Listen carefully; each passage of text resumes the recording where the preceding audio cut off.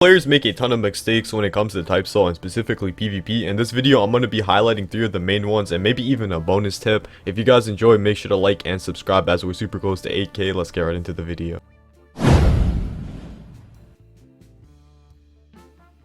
Before queuing ranked, make sure you actually have good equipment. I feel like a lot of people sleep on equipment, specifically in type soul, because every single individual piece of equipment doesn't seem like a lot. Because of that, people don't usually prioritize equipment. Like a lot of the times I do see people that die super quickly, and the reason why you die really fast and the reason why it seems like you're losing like half your HP in a single move is because you don't have the boss rate. Let me give you guys an example of a build with 0 equipment on and a build with a lot of equipment on. Alright, so here's my build with no equipment on. I do have 440 HP, 390 Ryatsu, and I have 65 extra HP here. This is just because I'm max level with the true variant and 131 posture. Let's move on to my actual build. Here's my main build. I have 503 total HP and I have 128 HP from my equipment. Keep in mind, I also only have 2 boss raid items and I have the bar graph diagram. I don't think this is the best headpiece in the game anymore. It only gives 10 HP. I'm pretty sure the bone mask is better. So if you had perfect clan equipment, which isn't too difficult to farm, you could probably get it all in a day. You would easily have close to 100 to 120 extra HP compared to the average player. I only have like 60 to 80 more HP compared to the average player, but yeah, anyways.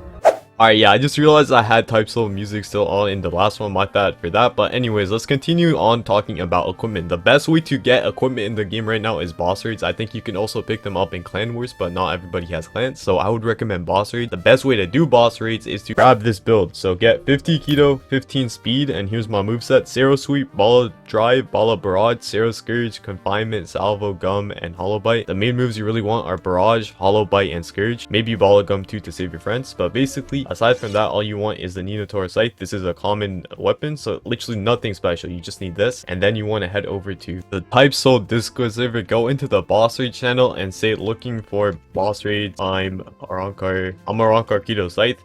And within like a few minutes, you'll probably get some DMs, or you could literally just look for somebody who's hosting, like this guy, you know, just DM him.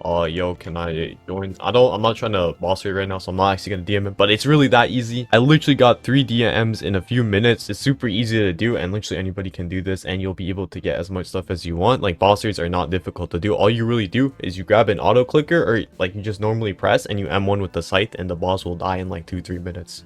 Before we wrap this up, I do want to also mention equipment doesn't just help with your HP, because I feel like that's the main thing I prioritize in this section. Equipment will help with your posture, your Ryatsu, and just about every other stat that's affected. Even I'm pretty sure some equipment help with your Blizzard and Bankai meter. So yeah, anyways, let's just move on to the next section of the video.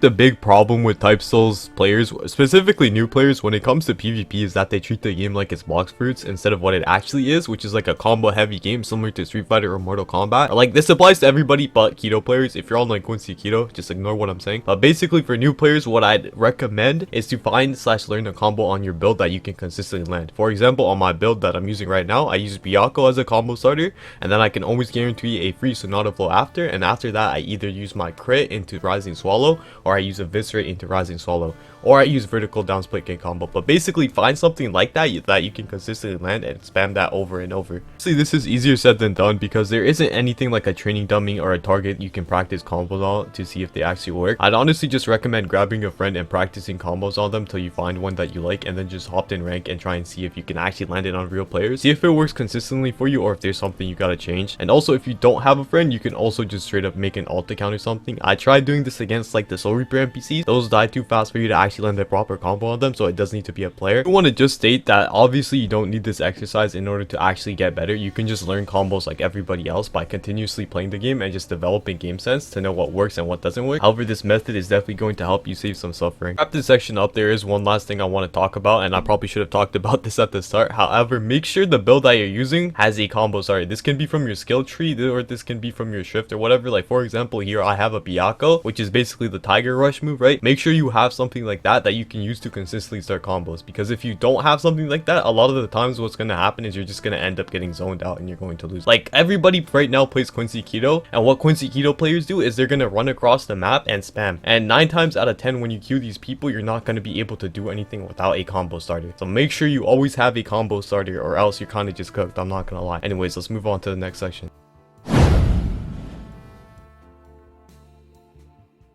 Mental is an extremely important part for every single game, but basically I feel like a big mistake everybody makes is rage queuing. For you that don't know what rage queuing is, it's basically when you get pissed off after a loss and you continue to queue. Usually when you're angry, you play a lot worse than normal. For example, like yesterday I was rage queuing, I went like 17 and 10, and today I went like 10 to 15 with a win streak, and this is just because I wasn't raging at the game. And also, to get slightly off topic, thank god they're nerfing that new fucking Hakuna weapon. That shit is actually so brain dead. There's literally nothing you can do about it. They just get free combos on you every single fucking time, and all they do is run away and hold the S button. But yeah, anyway, so like I wasn't really raging that much. I was just, you know, a bit frustrated, and when you get a bit frustrated at the game, you will usually, you know, start playing a bit worse. So it's better to just either hop off the game or take a break when you're getting really tilted. Everybody rage queues, like it's perfectly normal, right? Like sometimes you get pissed off, you still want to play the game though, so you can still play the game, but like, you know, just be mindful when you're doing it, and do remember you're probably more likely to lose if you continue to play, and when you continue to play and lose, you're probably gonna get more angry. So yeah, by this being a smaller section, I feel like this is probably one of the most important ones, because a lot of the times when you see somebody with like 700 losses, a lot of the time what they did with this, they just continue to play the game without really thinking about it. And I feel like rage queuing definitely plays a really big factor into this. Like I remember I fought a guy in a single act, he had like 700 losses and 400 wins, and he was in like, look, I don't remember what elo was, it was like lower master or plat elo. I feel like that is an example of what happens when you just rage queue, because his win rate and his elo would have been a lot higher if he just took a break every now and then, right? But yeah, anyways, that's it for this section. Let's move on to the final bonus tip of the video.